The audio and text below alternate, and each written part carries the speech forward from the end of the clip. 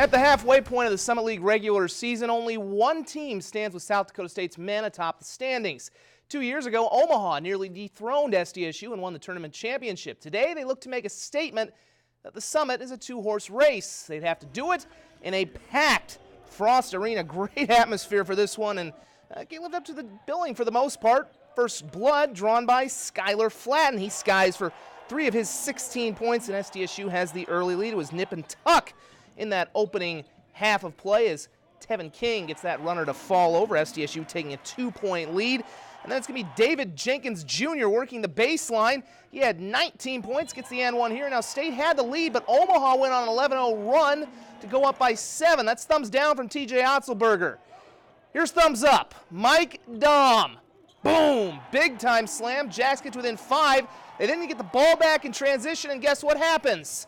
Another Thunderdome. He had 33 points, and the Rabbits come back to win 83-73. They are alone in first place in the Summit League. As the women's basketball season reaches its midway point, the Summit League is a dead heat between State and U.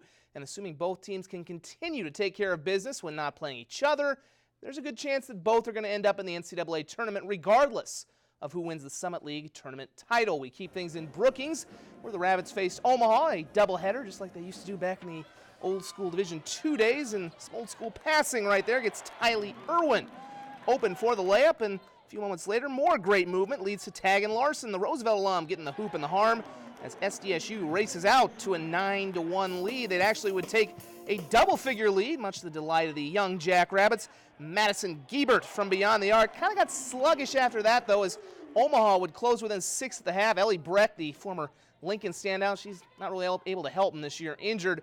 And, I don't think there was going to be much that was going to help him in Frost Arena today. That's Sydney Palmer for the bucket. A.J. liking that, and I'm guessing he liked this as well. Peyton Burkhardt inside.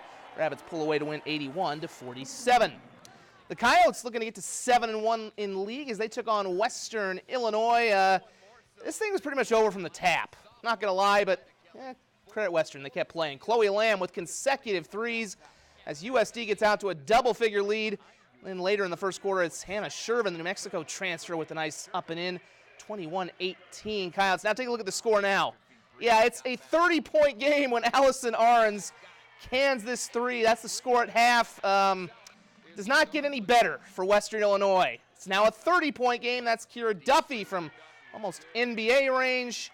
33-point lead, and in the fourth quarter, more from Shervin. She had 22 points and 13 boards. It was final 92-49. USD gets the victory. The Coyote men, however, did lose a tight one by 6 to Western Illinois. We'll have those highlights tonight at 10 o'clock. In Sioux Falls, the top teams in the NSIC Southern Division were colliding as 9-3 Augustana welcomes 9-3 Concordia. St. Paul picked this one up halfway through the first. It's Hannah Matoxin getting it in and getting it off glass to go. A little bit later in the first half, Cameron Hay, who's really kind of come on. She's had to without Shelby Sellen. That's a terrific move off glass as the Vikings had the lead, but in the second quarter, things getting a little dicey for the home team. Vishay Rab, another one of the players who's really stepped up in the stead of some injuries. She gets to the bucket and gets it to go for 2 plus the foul. However, it'd be pretty much all Concordia St. Paul, much to the dismay of Dave Kraut the rest of the way.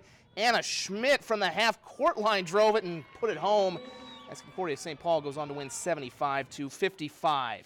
In the NAIA, 4th-ranked Dakota Wesleyan at number 8 in Morningside. D-Dub striking first. Kennedy Cheeseman, nothing but net for 3 of her 24 points. On the other end, Morningside's Sydney Hupp drives. Her layup will roll down in. She had 20 points on the day. Mustangs keeping it going. They are the 8th-ranked team in the country, after all. Taylor Rodenborough with the feed. Morningside trails by 3. This time, though, the Tigers couldn't tame them. Sarah Carr with a nice finish as Dakota Wesleyan gets the victory 82-76. Next up, the men's game between the 17th-ranked Tigers and 3rd-ranked Mustangs. Big crowd down in Sioux City to watch this one. Matt Hahn gets Morningside rolling as he banks it home and fights off contact. Dakota Wesleyan, they came to play, though. They got 41 the other night from Mr. Ty Hoagland, as I forget his name. That's Colin Kramer right there on the backdoor cut for 2 easy points. And here's Hoagland getting the steal, beating everyone down the floor for 2 of his 25. D-Dub led by Aid, but Morningside would storm back. Pierce Almond will net one from deep, and Morningside gets the victory 87-72. We're now less than a month away from the state wrestling tournament, and some contenders for championships converged on Brookings today for the Les Lustos Invitational, a field which also includes the four-time defending state champion Pierre Governor's 106-pound championships. Yankton's Tucker Baum takes down Del Rapids' Andrew Weiland on his way to a 10-6 victory. Moving up to 126 pounds, Lennox's Riley Williams facing one of the Pierre Governors, Jace Bench Brescher. He swings him down for two more as Williams goes on to win via major decision 11-3. 132 pounds, dramatic finish for another Lennox wrestler, Jaden DeCou, trailing Brandon Valley's Kobe Terpstra in the third until he gets the reversal right here.